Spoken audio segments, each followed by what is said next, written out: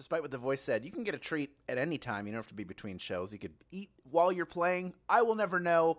But what I do know from a few of you is, what was the last song you listened to? That's the question that we asked. Jeff Keys said Freebird. Musberry last listened to All Night Long. Exec Girl listened to Urgent by Foreigner. Fion's Mommy 123, Bridges by Callum Scott.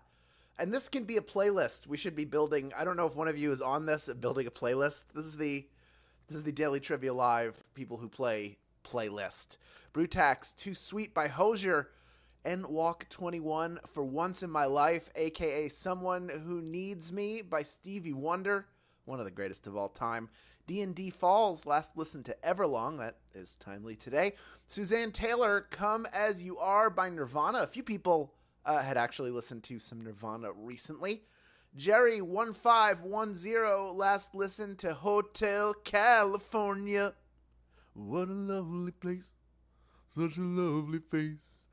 Adamish Robinson last listened to Fire and Ice by Danny Go. I assume those were kids listening, or maybe you're just into kid bops. Whatever you're into, it's fine with me. I'm not judging. Taylor Lee, What He Didn't Do by Carly Pierce. Pancakes53 last listened to Espresso by Sabrina Carpenter.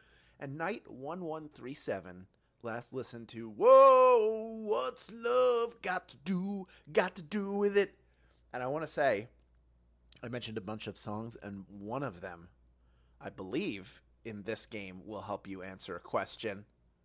Yep, it sure will. I just had to double check because I look at so many. I'm working like a month ahead, folks. So I look at this week's scripts. I look at all the questions constantly, checking. We're fixing stuff. We have a crack team that helps us make sure everything's good to go. But one of you is going to be very happy when you see one of these questions. It is National TV Dinner Day, and things are about to heat up on the Tuesday edition of Daily Trivia Live, the mobile game show where you win money from the comfort of your phone. Allow your mind to vent as you go after today's grand prize. That is $1,000, and when you correctly answer 10 multiple-choice general trivia questions, well, you'll win your share of it.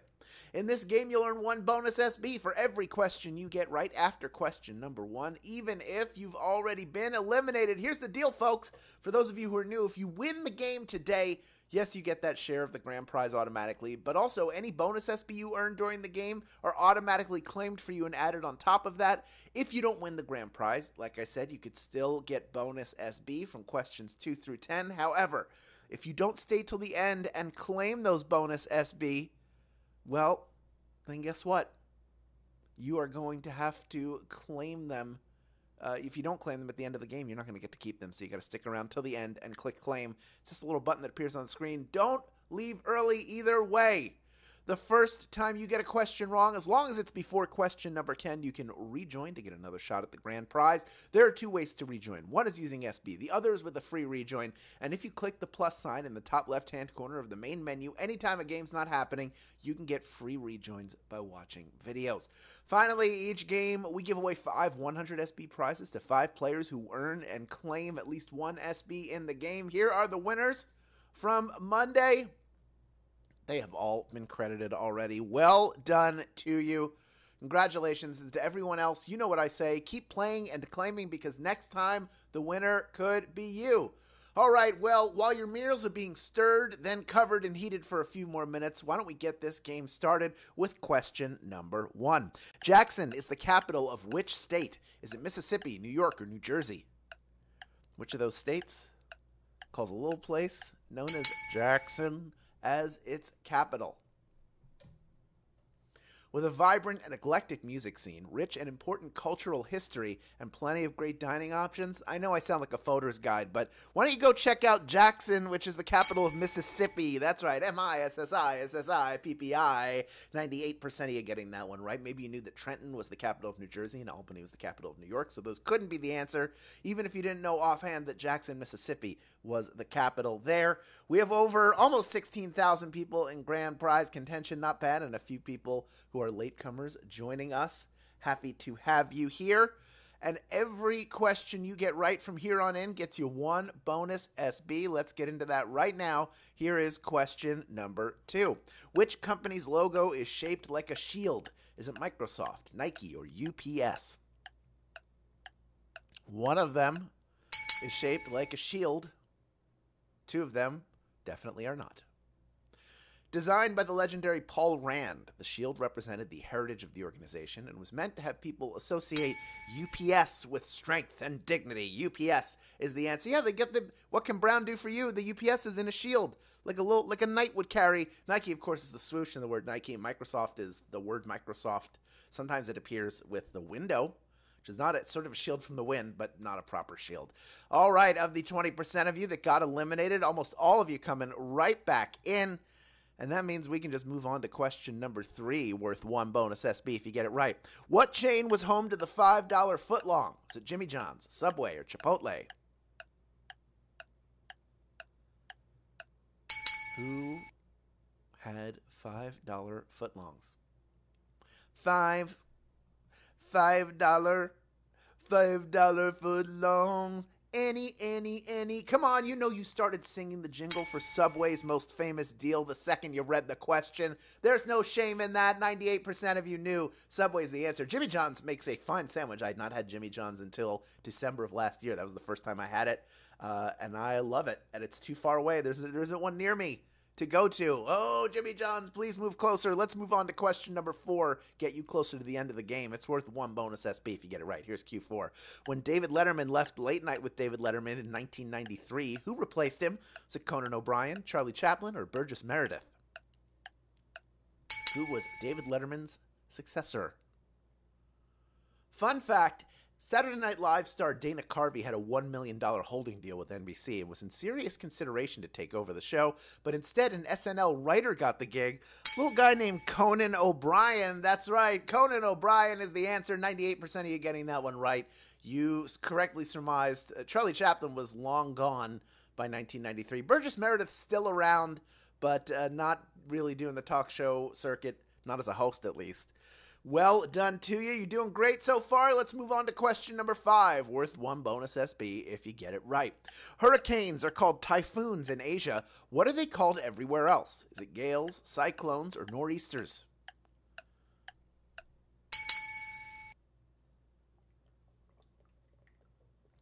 Do you know your weather? Here in the States, hurricane season is no laughing matter, causing flooding, destructive winds, and messing with infrastructure. Oh, you know what? Sorry.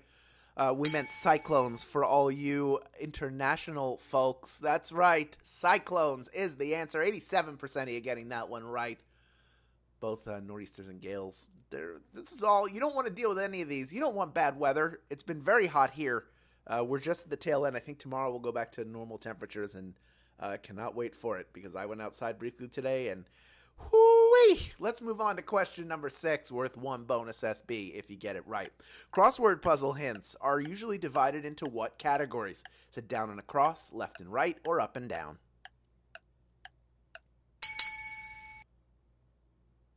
What could it be?